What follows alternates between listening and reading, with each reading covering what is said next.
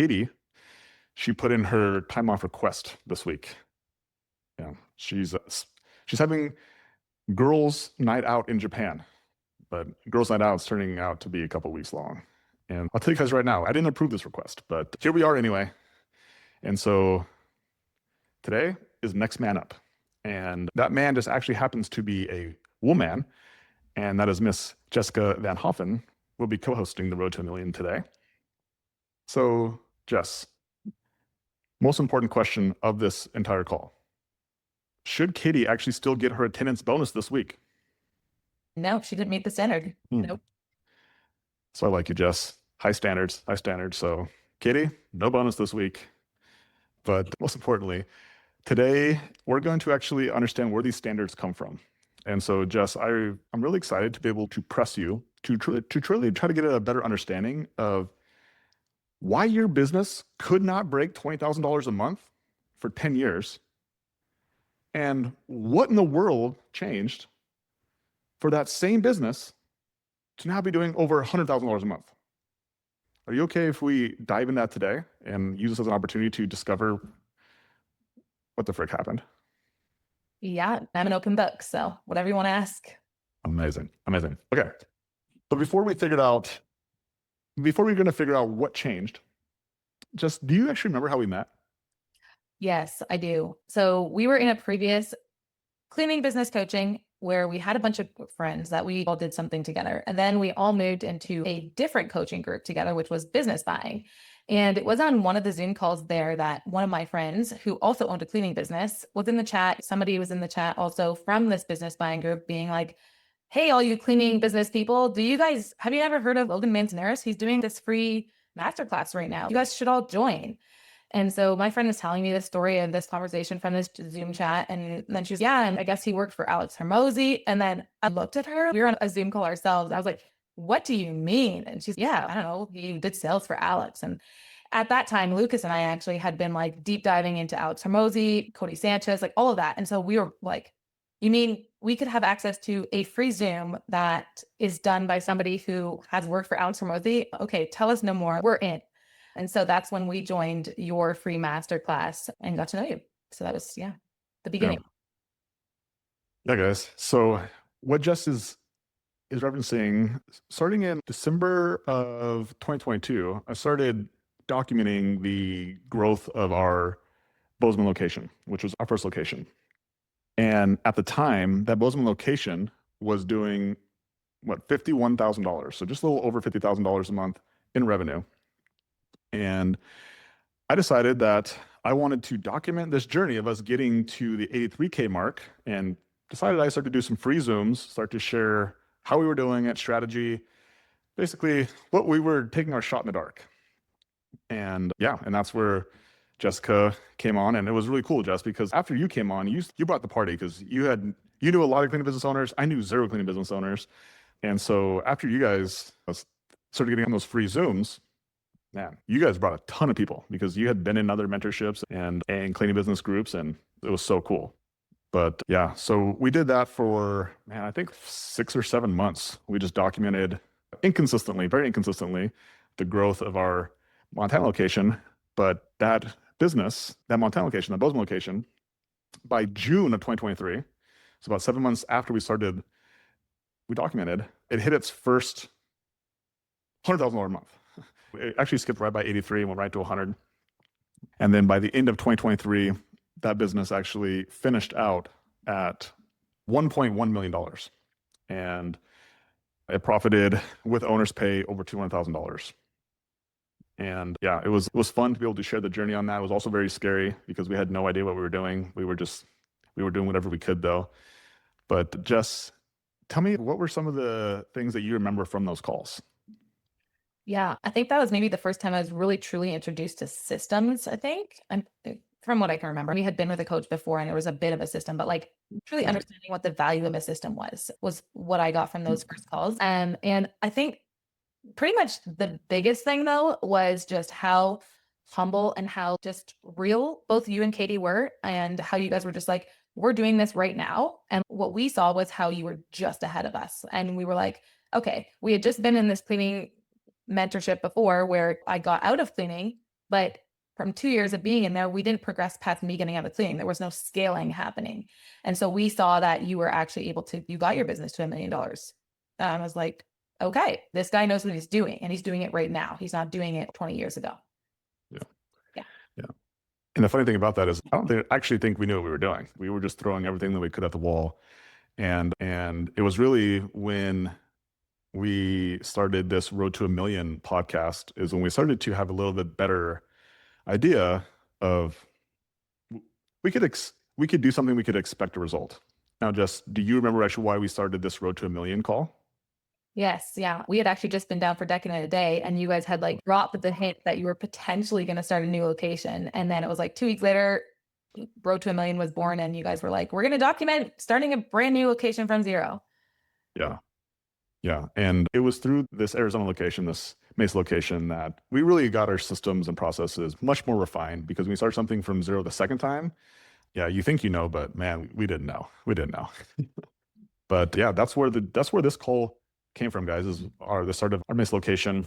And it took us 87 weeks. After 87 weeks, that Mesa location, it went from zero to what, $92,000 in October of 2025. So that is exactly why this call started. And yeah, crazy. But I really think, Jessica, what you did 2 months ago is even crazier than building $2 million businesses. So what did you do 2 months ago? Yeah, we picked up from Ontario, Canada, and moved ourselves and our family here to Mesa, Arizona. Logan presented us with a crazy idea. It was January 16, and he's, guys, let's hop on a call. We're like, what's this all about? And he's, I have a crazy idea. You guys should move here so Lucas can work for 5 Star. And it was funny. We got on that call, and literally we got out the door to go for our walk after that. And we weren't even from our driveway across to the sidewalk on the other side of the road. And I just looked at Lucas. I'm like, we're going. And he's, yeah, I know. I'm like, okay, cool. We'll figure it out. And yeah, here we are. Yeah. Crazy. Crazy. Yeah. That decision was crazy. And there were so many obstacles that were in the way of that even being a reality because moving from Canada, a different country into the United States, it's not just as easy as making a decision.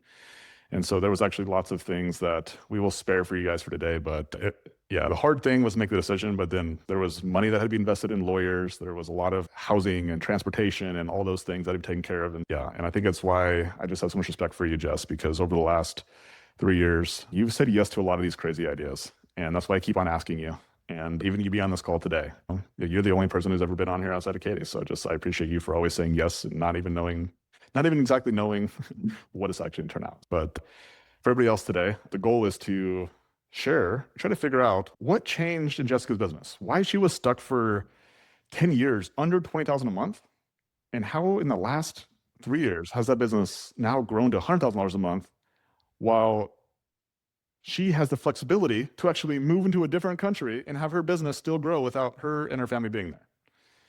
So Jess, are you ready to try to unpack this story and try to figure out what the change was? Yeah, for sure. Let's do it. All right. So I was thinking a lot about this. So Jess, if you had to describe your first 10 years in running your cleaning business in one word, what would it be? Chaotic. What do you mean by that?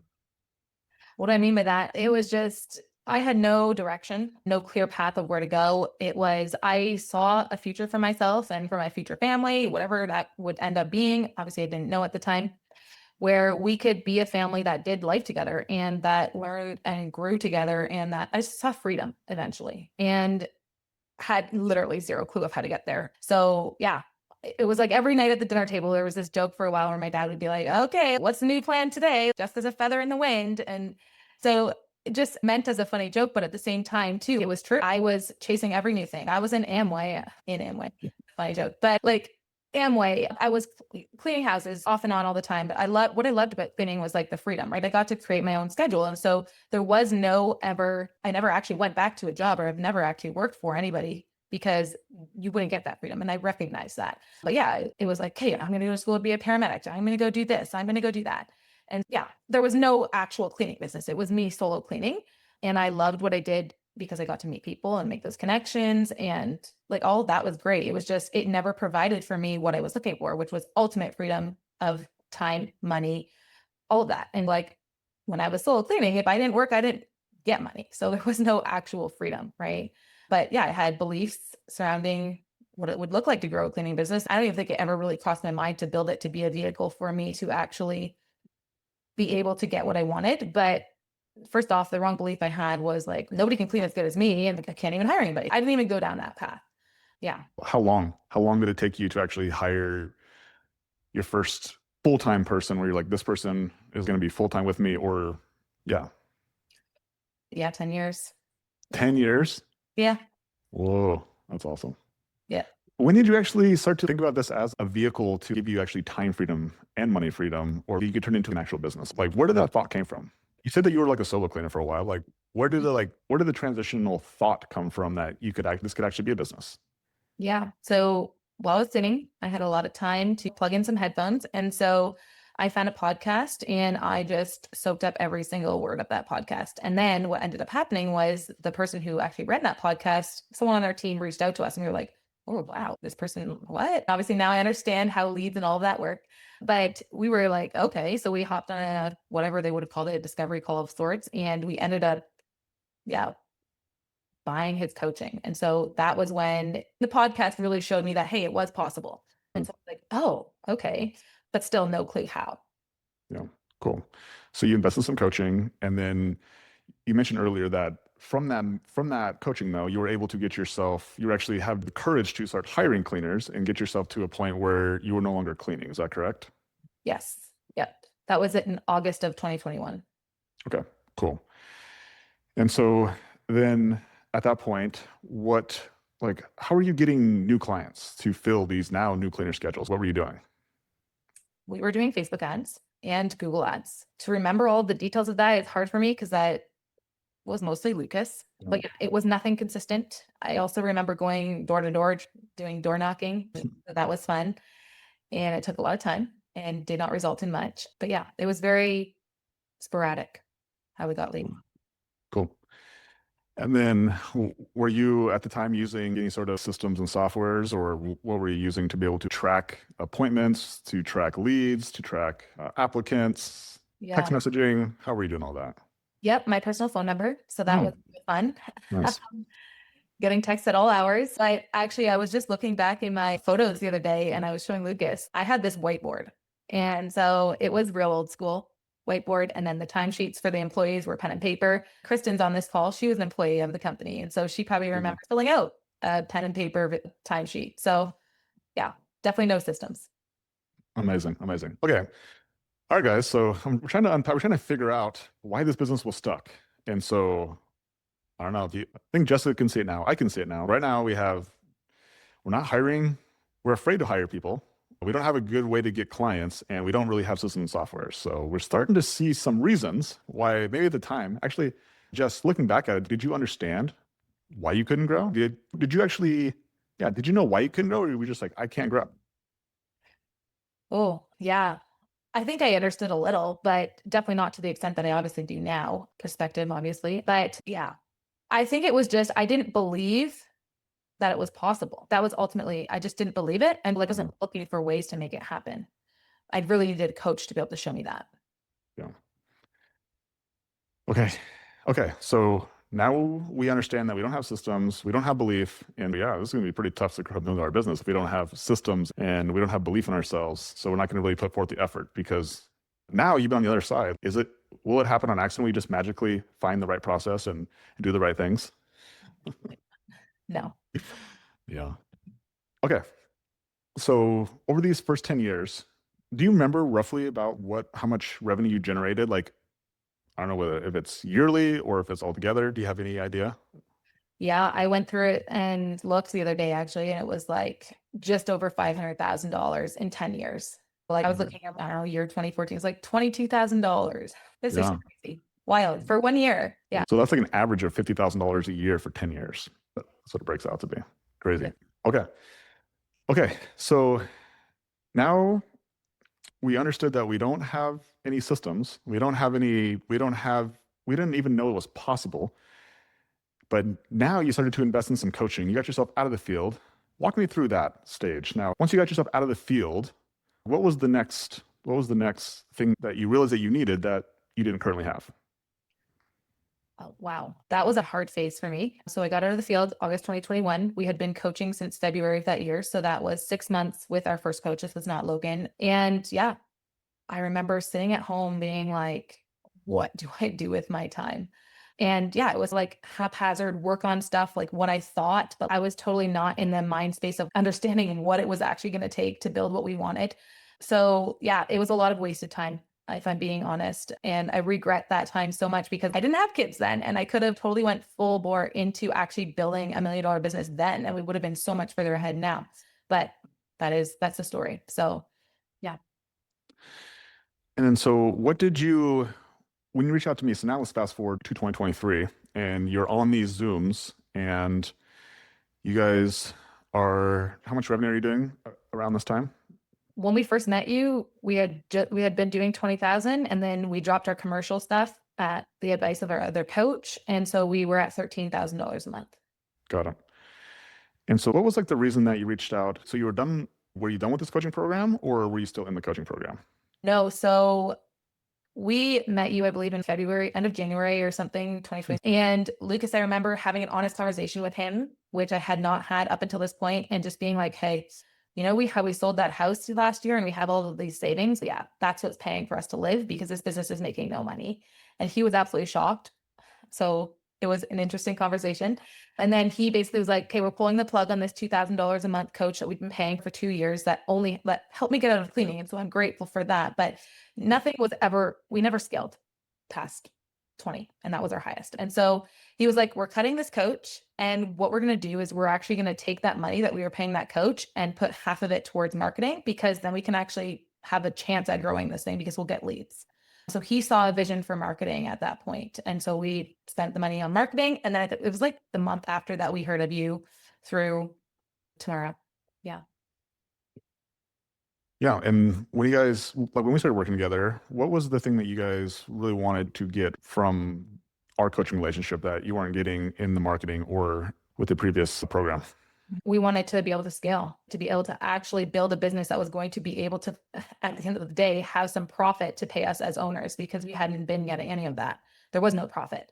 And we wanted to be able to actually build a team that we were proud of and, yeah, be able to ultimately help more clients, right? Yeah. That was cool. And if we're to this point that for the first 10 years, we understand that we didn't have any systems, we didn't have marketing or hiring systems, we didn't have clarity on what you needed to do. Once you were out of the field, now over the last 3 years, this transformation, this what seems like unfathomable transformation to go from doing $500,000 in 10 years to doing $500,000 in 6 months now. What has changed? What has changed? What has changed? That's a very loaded question. Ultimately, it comes down to ourselves changing. So Lucas and I, in order to grow this business to this point, we have had to go through so many things. But yeah, it's all worth it because we're here now. We're not done, but it's just transforming into a different person. Going through the hard things just actually made us into different people. We're not the same people we were back when we started with you coaching. Yeah. And obviously all of the systems, everything that we've learned from you has totally helped us actually grow to that point, because the business that we were running 3 years ago, if we would have been operating on the same systems as that, there was no chance of this business growing to $1 million in a year. So yeah, I'd say both systems plus also transforming as individuals. Um, speak. I know that there's probably a lot of things you could speak to, but speak to what is one of the biggest transformational things for you personally that is you really believe has impacted where you are today versus where you were 3 years ago. I think having clarity on what to work on. I talked about it before, but yeah, when I was out of cleaning, like when you're cleaning, it's like you have a clear task. This is exactly what I need to be doing. And you have a result like very quickly. Like you have a clean home and a happy client. Like it feels great. But when I stepped out of cleaning, it was like, I have no clue what I'm supposed to be working on. I've never been in this position before. And so every new level of the business that we've been in, it's been very unknown. I'm currently going through it right now with leadership, but it's being okay with not knowing what the next steps are, but being committed to actually figuring out what you need to do to be able to achieve that next level. And so, yeah, it was just a lot of unknown for me, but I'm so happy that I just pushed through, because ultimately you need to do that in order to get to where you want to go. I think that based on what you said, and also having context of being able to work with you over the last 3 years, I think one of the biggest personal transformations has been your commitment to goal and your commitment to growth. And even if you listen back to what you talked about earlier, like in the beginning, you were looking at doing Amway, you were looking at doing a little bit of everything, but never really committed to the business. Yep. And I think ultimately it's like when you showed your commitment to the business is when you actually started to get when it started Right. to show its commitment back to you. And Yes. since I've known you guys have been very committed, I think that's why I've been able to witness you guys grow so much. But obviously, there's different seasons in life where sometimes we're not as committed to things and we get distracted. And ultimately, when we're not focused, as you said earlier, when we're not focused on doing the right things, then we will accidentally do the wrong things. Yep. Okay. So that's a big personal transformation. What is like one more, like what's like one system or yeah, some sort of system process that is really that you can say has been a huge impact on this business going from 20,000 a month to 100,000 a month? Yeah. I would, it's two, but I'll speak to one first. So the hiring system. Funny enough, with our first coach, that was the thing he was big on. I was like, oh, this hiring system. And so we had somewhat of a hiring system. And that was the first time I was like, oh, systems, okay. But it's interesting because over the 3 years that we were coaching, I think it was probably almost the second year we were in to coaching with Logan. And every week on the vision meeting, right? What's the constraint? And he keeps saying, okay, you guys need to hire more. You always have this hiring constraint. And I'm like, oh yeah, we're working on it, right? And he's no, you need to do more. You need to post more ads, spend more money, get more applicants, hire more people, right? And you're going to lose money because not all those people are going to work out. And it didn't really click until one time, like Logan just had a straight up conversation with us. And not that he's not straight up all the time, but it was just, it hit different. And yeah, what ended up happening was we had somebody recruiting. And so that was the problem. I hadn't done the recruiting in the way that Logan taught myself. I had pawned it off to someone else before actually doing it myself. And so I took it back over, and summer of 2023, I sat in the seat. And it's funny when I look back at the data in 2023, I think it was, yeah, 2023, we hired 19 people. And in 2024, we hired 71 people. And Well, so just, yeah, the hiring system is so good. We knew what a system was, but even from 2023 to now, the hiring system that Logan has completely changed and gotten so much better. But it was our ticket because that was always our constraint every single week on the vision sheet. If only we had more cleaners, then we could actually sell these cleans. Because I remember there was a time where we had way too many sales and we couldn't fulfill on all the cleans. And yeah, that didn't feel good. But then after having all that many people on the team was the problem of managing those people. And so that's when leadership comes to play.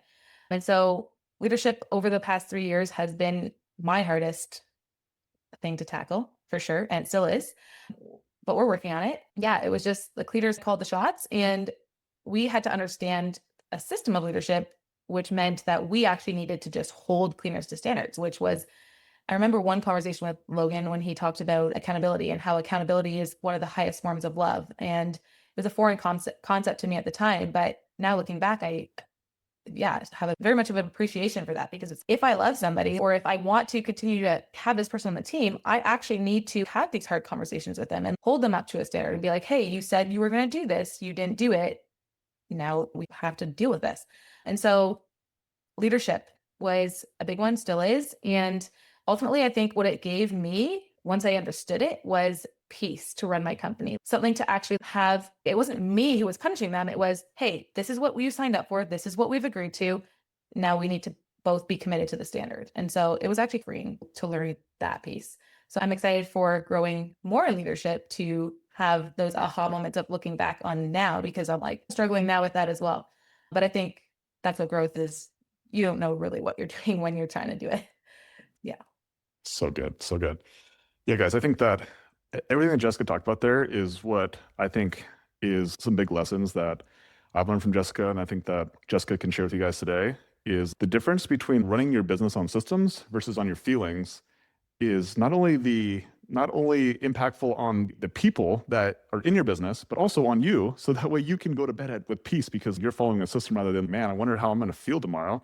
Because based on how I feel, I got to make a decision based on how I feel. And those are not usually fun decisions if we're making them based on our feelings. Let's talk about this, Jess. Let's talk about one of the most important lessons, which is feelings versus systems. So when you were running your business on feelings, what did it feel like? It was not good.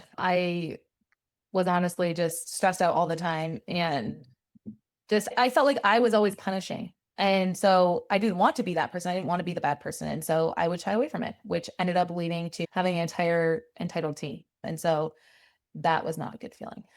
No. Yeah. And so speak a little bit about to running a business on systems and what are some of the benefits that you have experienced and maybe some of even the individual stories that you can remember the difference between, man, I used to do this on feelings versus now that I have a system, this is how it's done now. Yeah. With hiring, I think that was the biggest one for me. It was just, I would have one-on-ones with my cleaners and I would previously just talk to them out of my feelings. I feel like you didn't do this, or I feel like you didn't do that. I was trying to hold them to a standard being like, oh, but I was like aggressive almost with it, being like attacking them. And that did not go well. And so now having the systems of these are the standards and to be 5-star, to be on this 5-star team, you need to be XYZ. It's just, it's black and white. There's no feeling to it anymore. It's just you are or you aren't. And you either grow up or you grow out. And either option is okay. I think that was one of the most freeing things for me. I didn't I wasn't wanting it for them more than they wanted it for themselves. Because when I did that, I just was pushing them away because they're just like, ugh, you're so gross. Like, why are you wanting this for me? And I don't even care.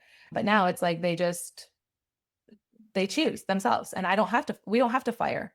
We rarely fire because people just choose to leave or they choose to grow up and get better. Yeah. You can sleep well at night knowing that it's somebody else's decision rather than your decision. Yep. So good. So good. Yeah, guys. I think what I'm taking from this, it's the reminder that if you're under 20,000 a month, it's because the business is you. It's based on your decision making. It's based on your effort. It's based around your beliefs. And really, what Jessica's story reminds me of is that if the goal is to actually scale a business and for it to become an asset where it doesn't need you to actually run, you got to have systems to bring in employees, right? You got to have systems or you got to have standards which you have to hold your team to, which is not just, hey, I had these standards and I put them up on the wall, but you have to have phone calls with say, hey, you remember this standard? You're not holding the standard. So it's coaching conversations, right? Got to have systems to bring in new customers for these cleaners, as an example. And guys, here's the thing about systems. Every single one of them requires you to do something that is going to make you uncomfortable in the beginning, right? Just like Jessica talked about earlier, like hiring your first cleaner, it feels risky. Spending money on marketing, it feels risky. Investing in coaching, it feels risky. And most people, they look at risk and they decide, I'm actually just going to stay where I am. And so I think this leads us into one of the next most powerful lessons, Jessica, from your story, is perceived risk versus the cost of staying comfortable. So just share with me what happens if you actually choose to stay comfortable. Yeah, you risk not meeting the future version of yourself that you could become. I think that has become so much more clear to me now looking back.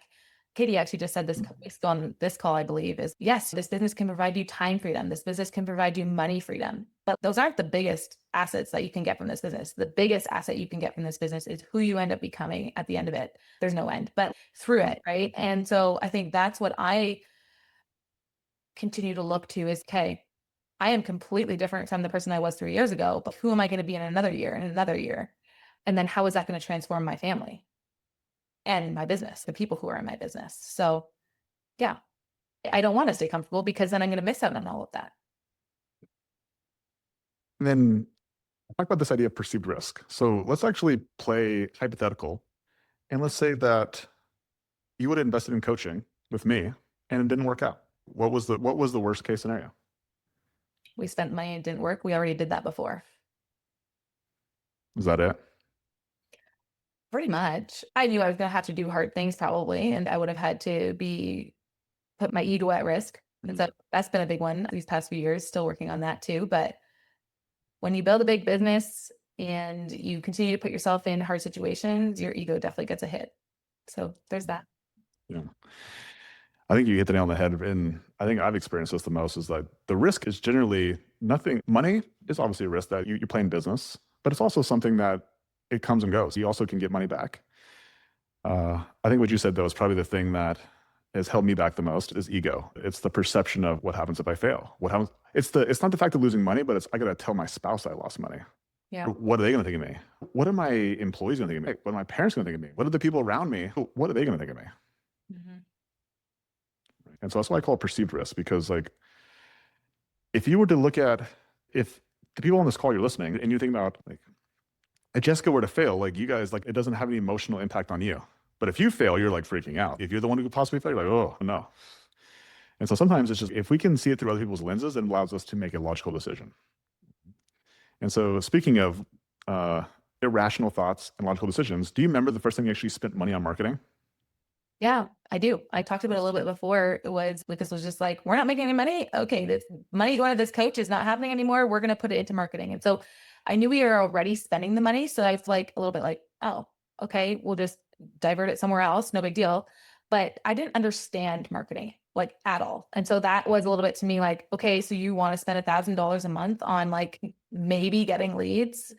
But Lucas had me pretty good because he was like, we're already spending this money. So it didn't feel like a massive risk actually at that point. Yeah. You know, I think a lot of times what you said right there, what I took from that is like we get scared, and so we don't understand. That's when we don't move forward. It's like I don't understand. If you don't understand marketing, it's hard for you to put money into it. Do you understand Bitcoin or cryptocurrency? You know, So how much money do you have in crypto? 0. There you go. Now, Yeah. if I were to ask you like how much money, or do you understand the cleaning business? Yes. Yeah. And how much money do you spend on your cleaning business every single month? In marketing, $1,500 a week. So whatever that is. Yeah, a week, right? So like you're comfortable spending money where the things you understand. And so the reason why I believe most people are afraid of marketing is because they just don't understand it. And unfortunately, like only way to understand it is by actually investing money into it to learn it. Okay, so marketing. Let me ask one more question. Risky, perceived risk. So when you hired your first coach, do you remember what that felt like? I definitely do. Like say a truck had just needed to get a new motor in it. So that was 10 grand. And then it was, okay, we're getting on this call with this person who messaged us on Facebook from this podcast we're listening to. I'm just going to see what it's all about. And then before you know it, okay, that's $13,000. And we were like, I remember putting him on hold and being like, we need to have this conversation. And then, yeah, we did it. We put it on multiple credit cards and we were petrified. Our family thought we were insane. And they're like, you can just learn that yourself. And we just believed that up until this point, we hadn't done anything. And I just needed someone else to show me. Yeah. Yeah. I think that goes back to your level of commitment too. So as you're in business for longer and longer, you're like, I can't do it myself. Because that thought process right there is what most people have, just like your family said, is you can just learn it yourself. And for 10 years, I think you had that belief until you started to invest in this first coach. And the first coach, it showed your commitment. It showed, okay, I'm gonna commit and we'll see what happens. Yeah. So you guys, the thing about risk is that it always seems risky the first time you do it, whether it's investing in a system, investing in coaching, investing in marketing, investing in hiring cleaners. But really, it's showing your commitment to learning. But by you not doing those things, it's like a decision not to learn. Mhm. And so, Jess, is it going to be perfect on this road to building a million-dollar business? No, absolutely not. And the reason I know that is because I had that belief and it only stunted my growth. So, yeah, definitely not going to be perfect. Yeah. So it's not pretty. No, it's very ugly at some points. Yeah. Very ugly. And I think if you guys understand that, if you get there, you'll know because you'll arrive with the scars. You'll arrive with the stories. It's the only way. The only way is the hard way, right? And I think, Jess, you're proof of that. And you got lucky. You got lucky because you figured out how to stay in the game for 10 years, right? And you got lucky because your market, it didn't change. It's just your stories around your market changed. Your industry didn't change. Your stories, your beliefs around the cleaning industry changed. And that it reminds me of a story inside this book called Think and Grow Rich. Jess, have you ever read that book? No. Amazing. I highly recommend reading this book. It's by Napoleon Hill. And inside this book, there's a story about a man during the gold rush who bought a piece of land and he hired a crew to start digging for gold.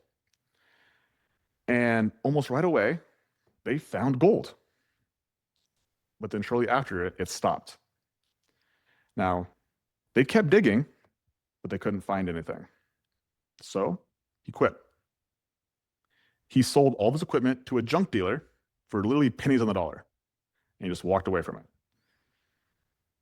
Now, Jess, you want to know what that junk dealer did? What? He hired an expert. Asked the expert, where do I dig? And so the expert looked at the ground and told this junk dealer, he said, son, you're 3 feet from gold. And that junk dealer picked up the same exact equipment that was sold to him. He dug for 3 feet and he hit one of the biggest gold deposits that's ever been found. Jess, you were literally 3 feet from gold for 10 years. And like all you needed was for somebody who had already done what you wanted to do to tell you where to dig. And the last 3 years, once you've known where to dig, that is what's allowed you to grow this business from 20,000 a month to 100,000 a month. The money was already there. You just needed to know where to put your energy into, where to dig. Yeah. And so, Jess, I want you to think about this because I think there's a lot of people who are 3 feet from gold right now, and they have this thought of wanting to give up. And so, tell me, what was your 3 from gold moment, like where you wanted to sell the equipment and say somebody else deal with this? Yeah. Okay. So I referenced that summer where I went into hiring, and that was summer of 2023. So we had a cleaner mass exodus. And at the time, we had 12 cleaners. And in a 2-month span, we lost 10 of them. And yeah, so we had 2 of our original cleaners stay. And the reason this happened was what I alluded to before was I was not holding standards with the team. The team became extremely entitled. And yeah, it was my own fault because I wasn't willing to hold the standard. I just don't think I even had really clarity on that. And so I was still learning that at that point. But actually, just before one of these 10 cleaners left, there was an unfortunate situation where she went to an apartment building and somehow this wrong guy let her in the apartment, pretended to be the client, and lured her into his apartment. So definitely a very scary situation. Ended up being she got out safely. Everything was fine. But this girl, actually, her dad was a family friend. And he called me up and he screamed at me on the phone, yelled just all of these profanities. And it was, how irresponsible can you be? You're a business owner. This is not a business. What are you doing? Like, all you're doing is sitting at home and raking in all this cash from all these cleaners that are working so hard for you. And wouldn't we all love to do that? It must be nice. And I could still feel it now sitting at my desk. And yeah, there was a lot more said, but in that moment, all I could think of was that he had absolutely zero clue that we were paying to own a business. I wasn't getting a paycheck. There was no money coming my way. And I wasn't just sitting at home doing nothing, right? I was floundering, trying to manage all of these demands from cleaners, office staff, clients. I had a 2-year-old at the time. I was pregnant. And there was literally nothing at the end of the day left to give to my personal life. Lucas, he knows it was not a pretty time. Yeah, there was sleepless nights, meant figuring out like, how the heck are we going to pay our cleaners? There was no money for ourselves. And it was at that moment that I was just like, you know what? I could literally just say, screw it. And this pressure would be gone right this moment. I could just say, you know what? I'm done. You guys all thought you had a job. Yeah, tomorrow you don't have a job. Clients, you thought you're getting a clean. Tomorrow you're not getting a clean. I'm done. Right. And that was a literal blip of a thought that went in my mind. And it was like instantly replaced by, screw him. He can think whatever he wants. You know what? I'm building this future for our family, not his. And I don't care. Say what you want. You have no clue. You don't have the perspective that I have. You don't know. You're saying things because you're angry. Be angry, but don't affect me. Right. And so other than that moment, never truly had a moment where it was like an actual thought of, I'm going to just give this all up. But yeah, that was the one that I can remember. Yeah. Just imagine you would have given up in that moment. I am so grateful I did not. Yeah. I think Layla says this so well. And I think she says that a lot of times people quit when they just need to walk away and take a rest. I think this is one of those moments of, because I can tell even just by how you told that story, you can feel it. And I think a lot of people make decisions in the heat of the moment. And just imagine your life today and what would you have said no to by saying no, by saying yes to that feeling 3 years ago? I would have said no to so many things. I would have said no to, at that time, I feel like you're probably doing $40,000 a month, think, if I can remember correctly. So I would have said no to ever hitting 83. I would have said no to ever hitting 100. I would have said no to providing more opportunity for cleaners in our team, for a second office staff, for so many things business wise, but then also personally, I would have said no to so much and who the person who I've become. And ultimately, if I look at my life now, I'm in Arizona. There would have been no possible way I would have ever been here if I had decided to just say screw it at that point. So there's, yeah, a lot.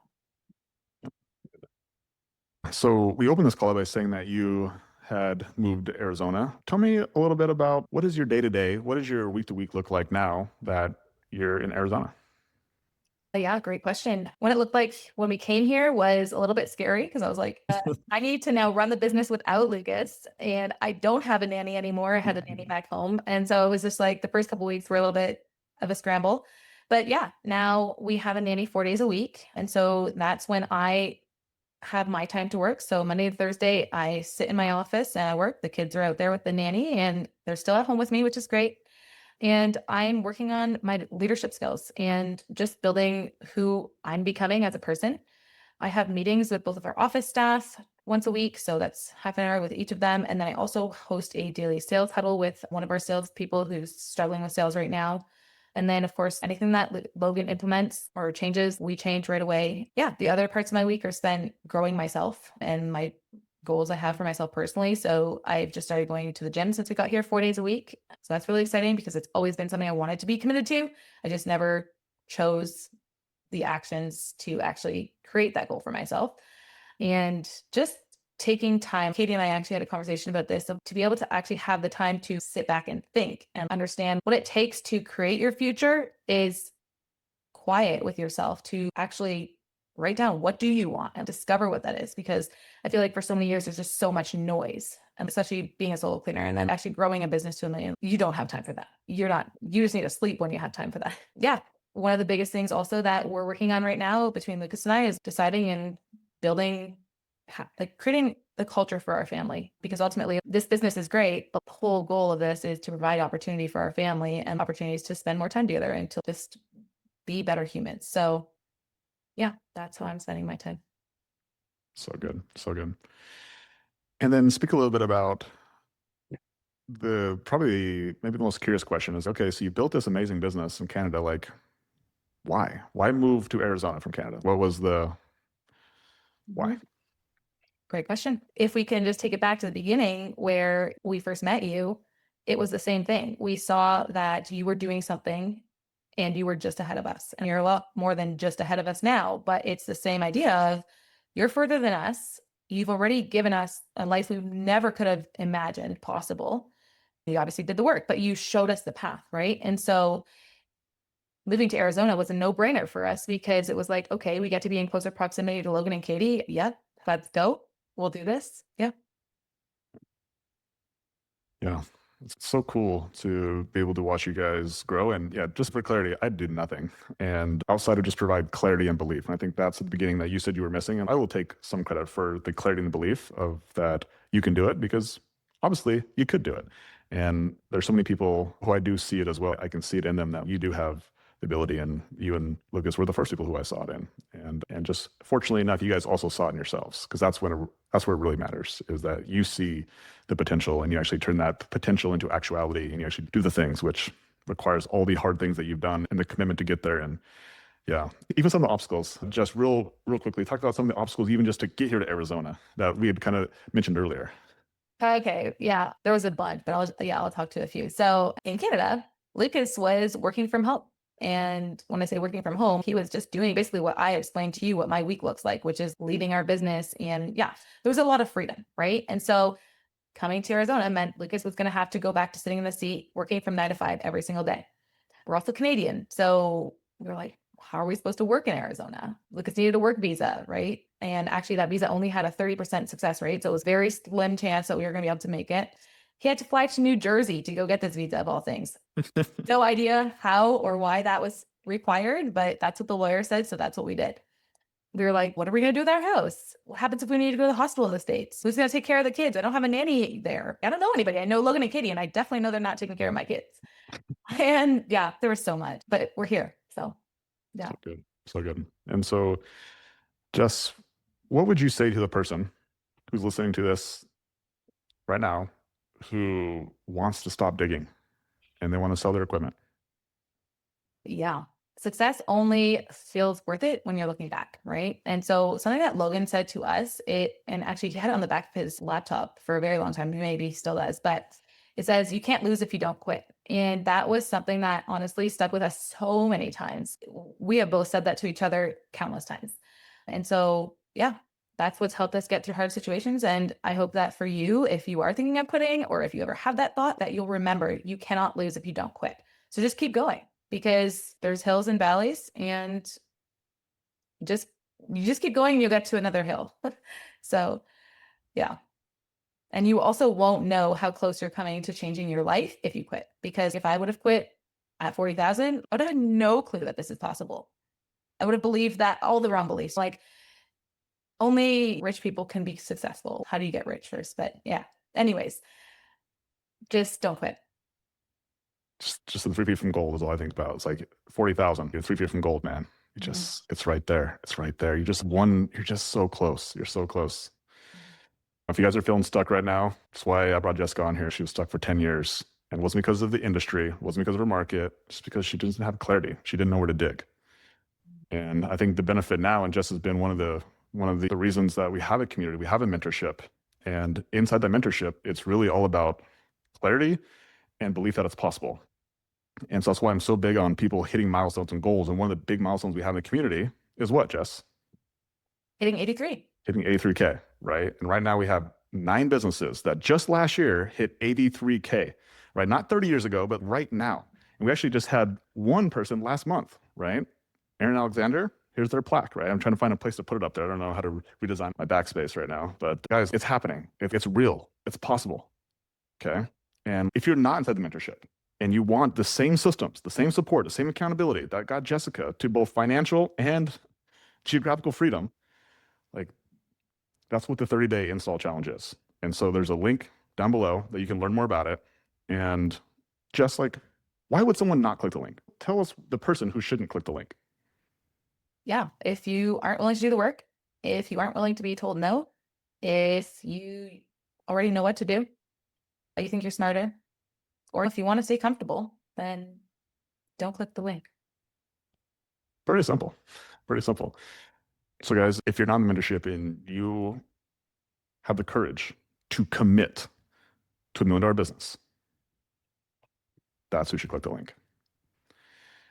And speaking of all the people who are inside the mentorship, if you guys want some more Jessica, Jessica will actually be co-hosting the coaching call on Wednesday. So make sure you guys are on that call on Wednesday and you guys actually get to ask Jessica some actual tactical questions about what she would do or what you should do in your situation to grow your business. And so Jess, also thank you for having the courage to take that on as well. And thank you so much for sharing your story today. You inspire me so much, and I just have so much respect for you. So much respect. And also, you make it really easy for me to just ask you crazy things because for some reason you say yes, and I just have a lot of appreciation for that too. Yeah. You can pretty well ask anything, I feel like, unless it goes against our morals. I think that our morals are in alignment, so that's why so far we've been good on that. But just I appreciate you for hopping on today, man. 10 out of 10. You did a great freaking job. If you guys think Jess did great, give her some love as well. Also, if you guys want to hang out with Jess, get on that coaching call on Wednesday. And if you're not at the mentorship, come meet Jess inside the mentorship. He's a real person, real human, a real giver. And yeah. Jess, any final words for today for everybody? Don't quit. Love it. Love it. Love it. All right, guys. Jess, I appreciate all you guys for hopping on here. Happy Monday. We'll see you guys next week on the road to $1 million. Bye. Bye, guys.